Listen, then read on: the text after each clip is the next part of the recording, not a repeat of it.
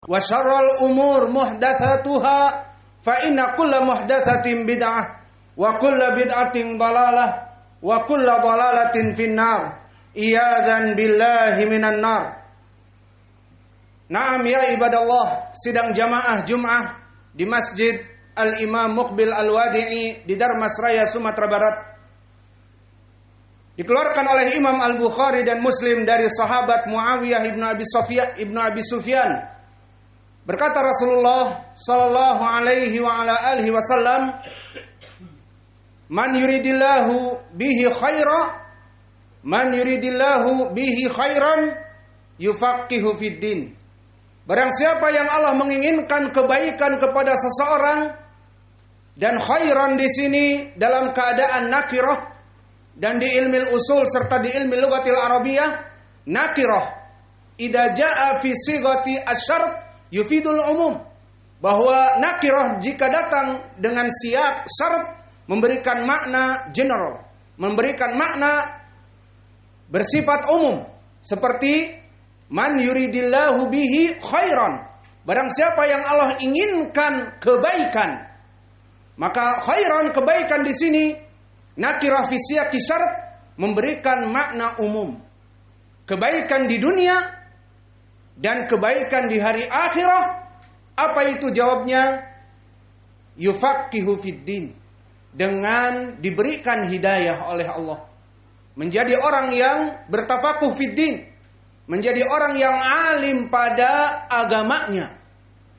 Maka di sini menjadi pendalilan barakallahu fikum bahwa jika Allah menginginkan kepada seseorang, dia dijadikan mulia di dunia ini, menjadi kaya raya, jaya raya di dunia ini, Allah memberikan hidayah kepadanya sehingga mencintai ilmu syar'i, sehingga dia menjadi penuntut ilmu, sehingga dia menjadi pengajar kepada kebaikan.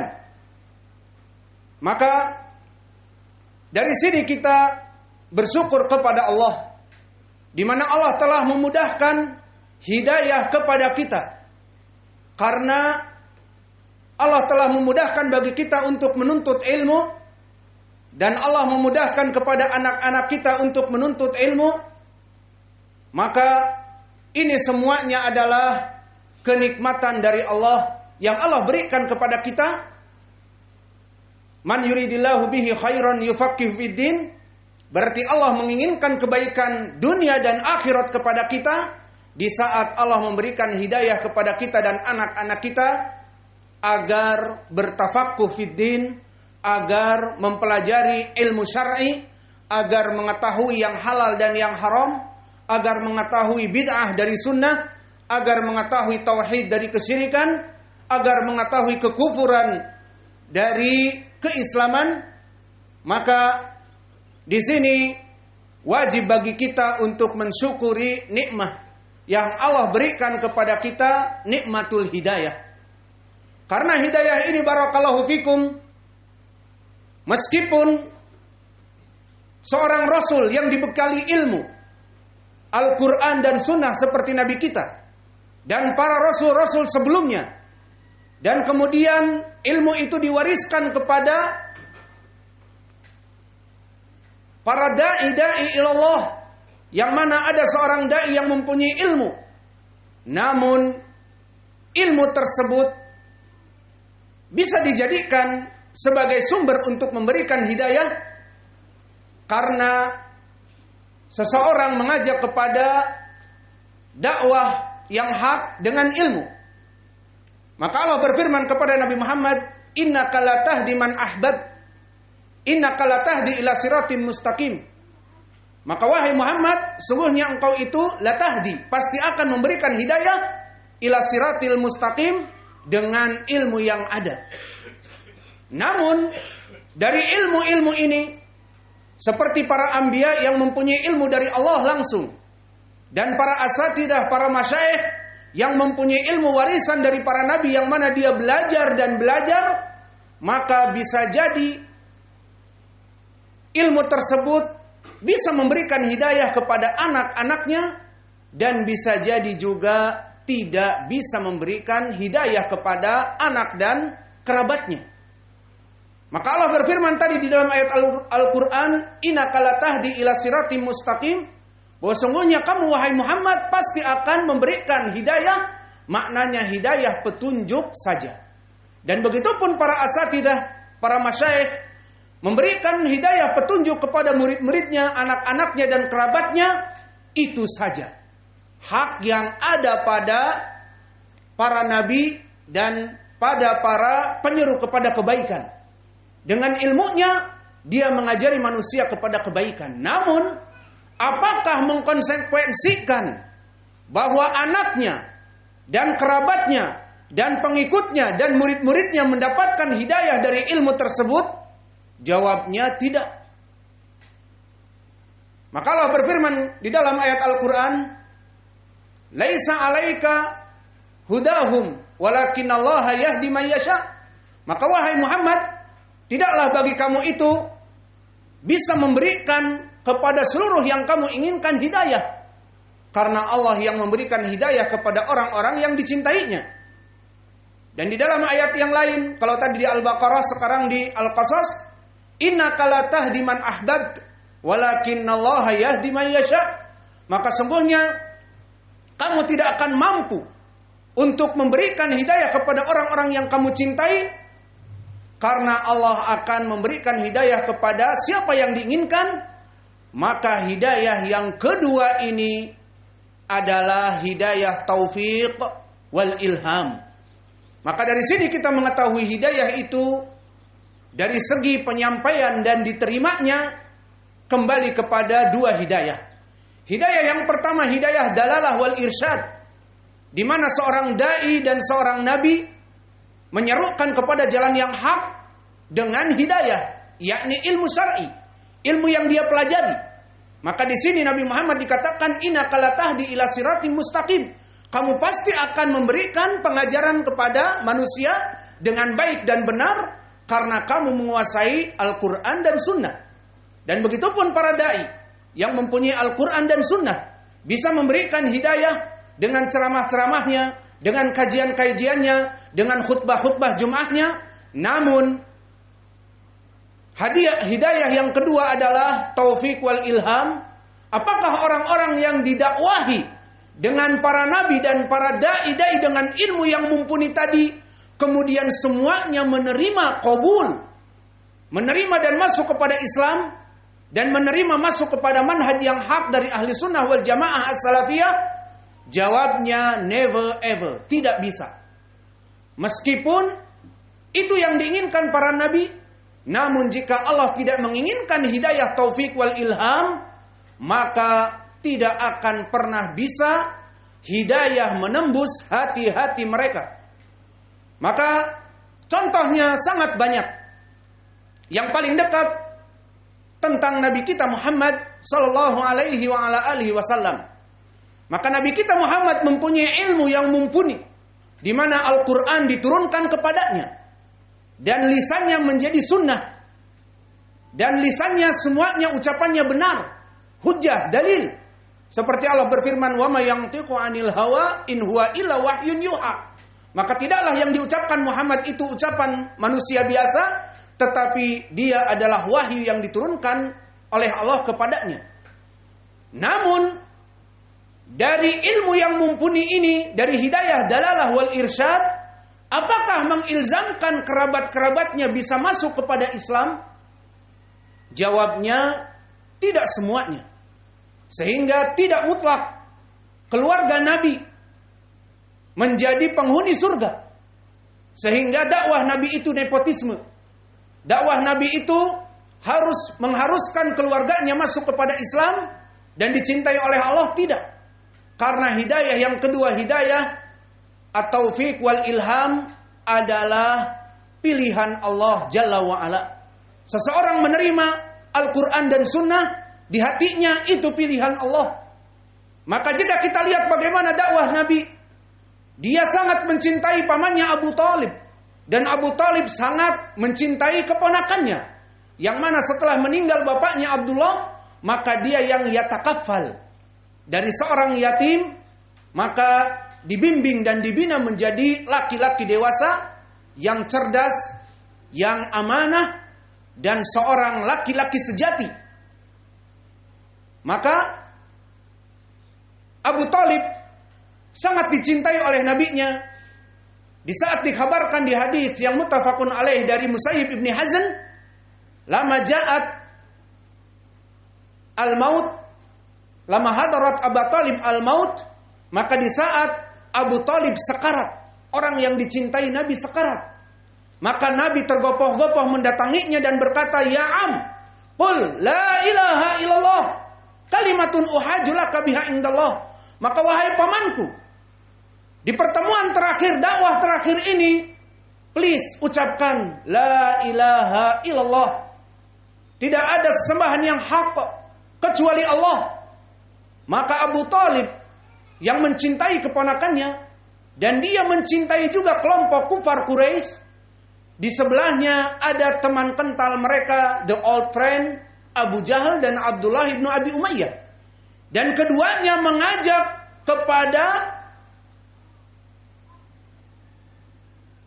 agama yang menyembah kepada selain Allah.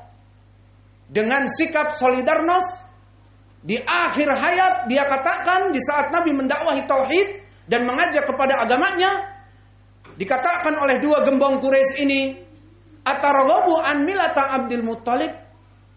Apakah kamu membenci agama Abdul Muttalib, penyembahan berhala, wahai Abu Thalib?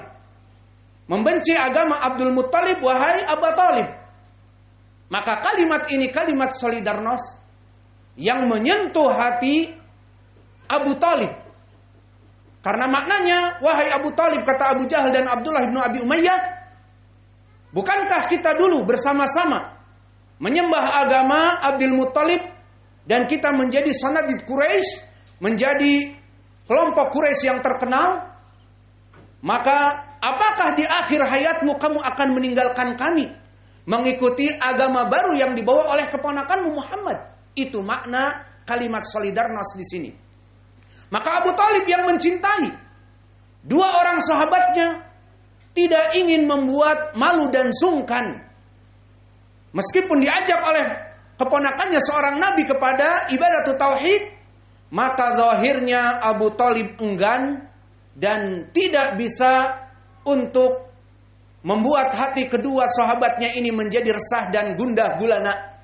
Maka akhirnya disebutkan di hadis, fa'aba an yaqula la ilaha illallah. Maka Abu Thalib enggan untuk masuk kepada Islam, karena diantaranya sebabnya disebutkan para ulama dari hadis ini adalah mujalasatun su. Dia salah memilih teman. Dia tidak selektif mencari teman. Di mana keponakannya Nabi mengajak kepada tauhid, dia malah duduk dengan gembong-gembong Quraisy dan saling mencintai di antara mereka.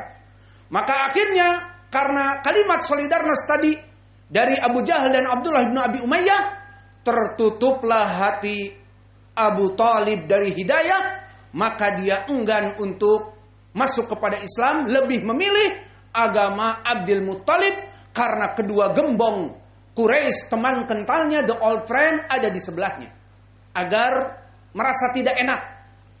Maka akhirnya dia disebutkan wa mata wa aba an yaqula la ilaha illallah. Maka matilah Abu Thalib dan enggan untuk mengucapkan la ilaha illallah. Maka Nabi menangis dan mengatakan la astaghfiranna lak malam unha anka. Maka aku pasti akan memintakan ampun kepadamu wahai pamanku terus-menerus selama Allah tidak melarangku. Kemudian turunlah di surat Taubah larangan, maka nali nabi waladina amanu an yastaghfiru lil musyrikin. Maka tidak boleh untuk seorang nabi dan untuk kaum muslimin untuk berdoa kepada orang-orang yang musyrik. Maka Nabi dilarang untuk beristighfar. Dan turun ayat juga kepada Abu Thalib di surat Al-Qasas, innaka la tahdi man ahbabt walakinallaha yahdi man yasha. Maka wahai kamu Muhammad, dengan ilmumu dari Al-Quran dan Sunnah, maka kamu tidak bisa memutlakkan orang-orang yang kamu cintai itu pasti masuk kepada surga. Maka agama ini bukan nepotisme. Agama ini tidak diberikan kunci-kunci surga kepada kerabat-kerabat dan darah keturunan, tidak. Tetapi hidayah agama ini hanya diberikan oleh Allah kepada orang-orang yang diinginkan saja. Maka di sini Abu Thalib enggan untuk masuk kepada Islam karena kehendak Allah. Allah tidak menginginkan hidayah, dan itu banyak sebabnya, di antaranya salah memilih the old friend, teman kental. Sehingga matilah Abu Thalib dalam keadaan kesyirikan, padahal keponakannya yang dia cintai seorang nabi yang mengajak kepada tauhid. Dan begitupun dari kerabat Nabi yang lain yang tidak bisa Nabi mengajak kepada tauhid dengan ilmu yang ada Al-Quran dan Sunnah adalah pamannya Abu Lahab. Maka di dalam hadis yang datang dari dua sahabat muttafaqun alaih dari Ibnu Abbas dan berkesendirian Imam Al-Bukhari dari Abi Hurairah, di saat turun ayat wa anzir ashiratakal aqrabin, maka wahai Muhammad, serulah dari kerabat-kerabat yang paling dekat. Maka Nabi naik kepada sofa yang masih bukit tinggi pada saat itu. Dikumpulkan dari kerabat-kerabatnya dari Bani Quraisy. Di antaranya paman-paman dia, Abu Thalib, Abu Jahal, Abu Lahab, dan semuanya dari kerabat anak istrinya. Maka dikatakan, ya Bani Ka'ab ibn Lu'ay, wa ya Bani Ka'ab ibn Murrah, wa ya Bani Abdul Muttalib, anqidhu anfusakum minan nar, wa ya Bani Abdi Manaf, anqidhu anfusakum minan nar, wa ya Bani Abdi Syams, anqidhu anfusakum minan nar, wa ya Fatimah binti, anqidhi nafsaki minan nar, fa inni la amliku lakum minallahi syai'a. Maka wahai kelompok Quraisy, mulai dari kabilah Ka'ab ibn Lu'ay dan Ka'ab ibn Murrah dan Abdul Muttalib, dan dari Abdi Manaf, dan dari Abdi Syams, dan dari Al-Hashimi, maka juga anakku Fatimah, selamatkanlah diri kalian dari api neraka dengan masuk kepada Islam. Maka Nabi mengumumkan kepada kerabat-kerabatnya bahwa dia seorang Rasul dan membawa dakwah tauhid agar seluruh kerabatnya masuk kepada Islam. Maka berdirilah dari kerabat paling dekat, saudara dari bapaknya Abu Lahab. Maka berkata berdiri dengan congkak mengatakan, ya Muhammad, alihada jama'atana, tabban laka sairal yaum ya Muhammad. Wahai Muhammad, untuk ini, untuk kalimat tauhid la ilaha illallah, kamu mengumpulkan kami, sanadid Quraisy, gembong-gembong Quraisy yang besar, yang terkenal di Jaziratul Arab, untuk ikut ceramahmu dan masuk kepada agamamu yang baru, wahai Muhammad. Tabban laka sairal yaum, celakalah kamu wahai Muhammad sepanjang harinya. Maka Allah melindungi nabinya, menurunkan ayat langsung menjawab jawaban Abu Lahab. Tabbat yada abi lahabi wa tab, ma agna anhu maluhu wa ma kasab, sayasla naran dzata lahab. Justru yang tabat, yang celaka itu adalah Abu Lahab. Maka tidak akan bermanfaat yang dia sombongkan, kami dari sanadid Quraisy, kami gembong-gembong Quraisy, tidak bermanfaat nasabnya dan hartanya dan anak-anaknya. Saya selanaron dzata lahab, dia akan dibenamkan dan dibuncahkan di api neraka. Maka inilah gambaran bagaimana hidayah atau taufiq wal ilham. Tidak bisa seorang nabi mengajak kepada keislaman untuk menggugah dan membuka hati kerabat-kerabatnya untuk masuk kepada Islam kecuali dengan izin Allah Jalla wa Ala. Maka bersyukurlah wahai ibadallah, astaghfirullah wa atubu ilaih fastaghfiruh, innallaha ghafurun rahimun.